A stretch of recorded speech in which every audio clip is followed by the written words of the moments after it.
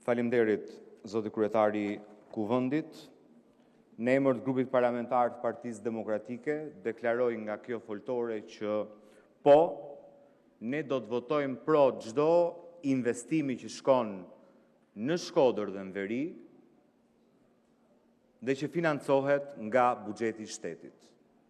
Dhe ju, si qeveri, keni patur mundësi ta bëni këtë, sepse deputetët e Shkodrës, antarë të grupit parlamentar të Partisë Demokratike, kur ka kaluar buxheti i shtetit për vitin 2026, kanë paraqitur në këtë sallë amendamente konkrete për financime të investimeve në Shkodër, Bashkinë Shkodër dhe në gjithë qarkun Shkodër.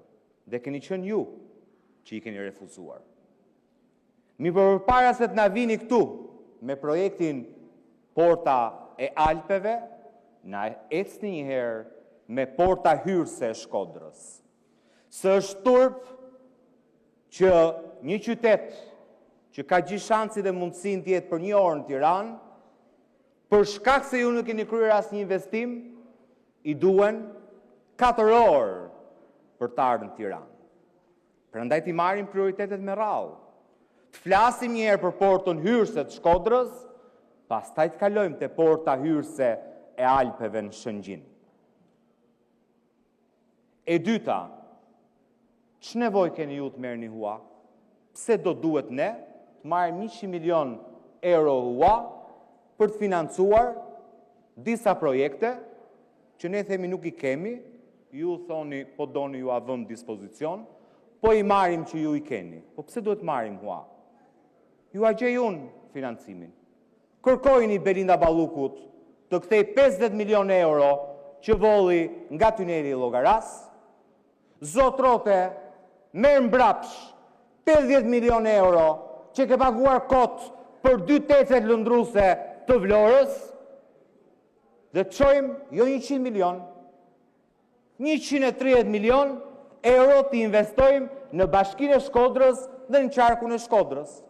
Dhe s'ka nevojë që për shkak të parimit tuaj, që paratë e shqiptarëve të gjallë ne i vjellim, hajde tani na jepni autorizim që të fusim borxh edhe shqiptarët që s'kan lindur akoma. Dhe ne këto nuk e pranojmë dot. Kërkojini të kthejni këto para, janë 130 milion euro, me 2 projekte që i ka e njëjta ministri.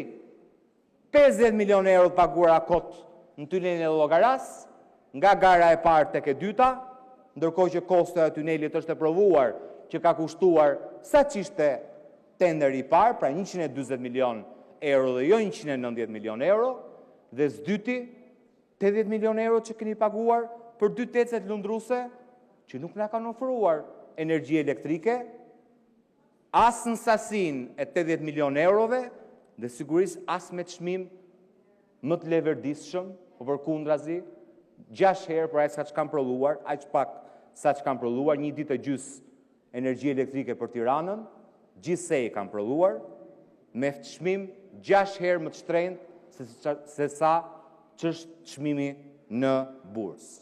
Dhe nuk po i hy 430 milion eurove të incineratorëve që vazhdoni akoma t'i jepni, ndërkohë që atje incinerator nuk ka. Prandaj përpara se të vini të kërkoni këtu autorizim nga Kuvendi për t'ju dhënë leje që të merrni ua, dhe ua për kë? Ti çojmë, thot Benet Becit, 100 milion euro. Po Benet Beci 700.000 euro kishte një tender, dhe e di zotrote çfarë thoshte? 200.000 euro ti çojmë për punë, 500.000 euro ti ndajmë ne profesorat e Oxfordit. Apo se ke dëgjuar ti këto? E ke dëgjuar. Tani ti thua, ky që në 700.000 euro tender çonte 200 për punë dhe 500 i fuste në xhep, ti çojmë 100 milion euro. Që 10 milion ti çoj për portën e Alpeve dhe 90 ti fusin në xhep. Dhe na thoni ne, si s'votoni ju. Po s'votojmë pra, se është profesor i Oxfordit që i vjell parat e shqiptarve. Si mund të votojmë ne që t'i çojmë këto fondet e ky njeri? Si mund të ndodhë kjo? Kur dhe në asnjë rast. Tani, për të ndalur pak, se ju kam gjuar gjithë këtë kohë, që keni gënjur çdo shqiptar të madh të vogël, duke i thënë s'ka bllokuar çështja e Belinda Ballukut i Barin. S'ka lidhje i Bari me Belinda Ballukun. Ju a ka zbar media, me qënë se qeveria e mban konfidencial se ka gjithë madhe, ju a ka zbar media të plot i Barin që Koela i ka kaluar mbledhje së ambasadorëve të vendeve të Bashkimit Evropian. E lexuat apo edhe atë bët se kur nuk e lexuat? Bashkimi Evropian, shkruajnë 27 vendet e Bashkimit Evropian. Shpreh keqardhje për disa vendime të kaluara në Parlamentin e Shqipërisë, si dhe për komentin e zyrtarëve publik të lartë në lidhje me hetime ndaj ish zyrtarëve dhe ka për lindën e Akshit, ish drejtoreshën e Akshit, dhe antarëve të Parlamentit, e ka për Belindën tuaj. BE-ja thekson rëndësinë që Shqipëria të intensifikojë përpjekjet për të luftuar korrupsionin në nivelet larta dhe për të respektuar parimin e barazisë para ligjit, që u bëni se ku nuk e njihni, ku bëhet fjalë për Belinda Ballukun, si dhe një sistem gjyqësor përfshirë SPAK-un që të vazhdoj punën e tij në mënyrë të pavarur, si dhe me pansi, përgjegjshmëri, profesionalizëm dhe respektim të drejtave të mbrojtjes pa ndërhyrje.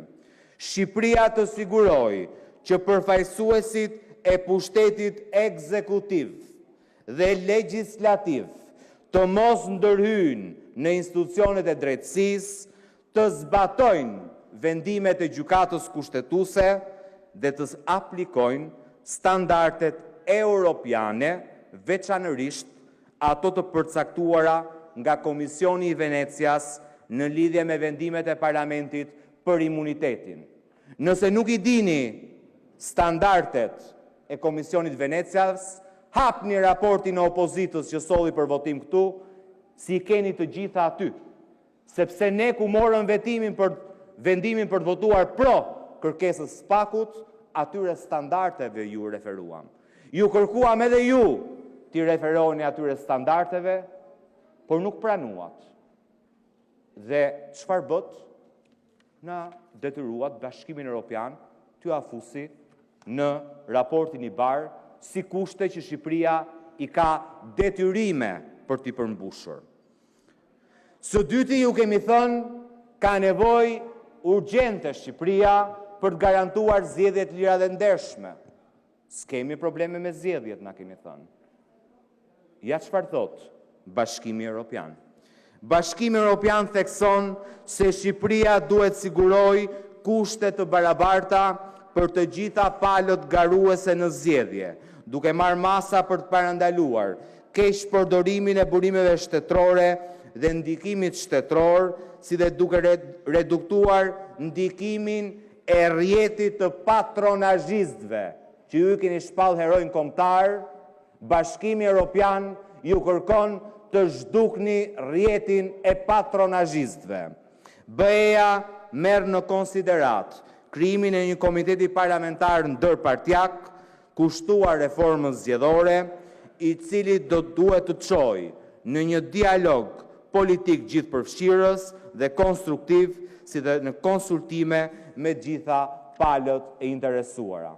Dhe me qënë se deri tani nuk e keni dëgjuar opozitën, e cila s'ka thënë asnjë gërm ndryshe nga sa që ka thënë Bashkimi Evropian në raportin i Bar, keni mundësinë, por tashmë jeni dhe detyruar të dëgjoni të njëjtat fjalë dhe të zbatoni ato që ju kanë kërkuar 27 vendet e Bashkimit Evropian. Faleminderit.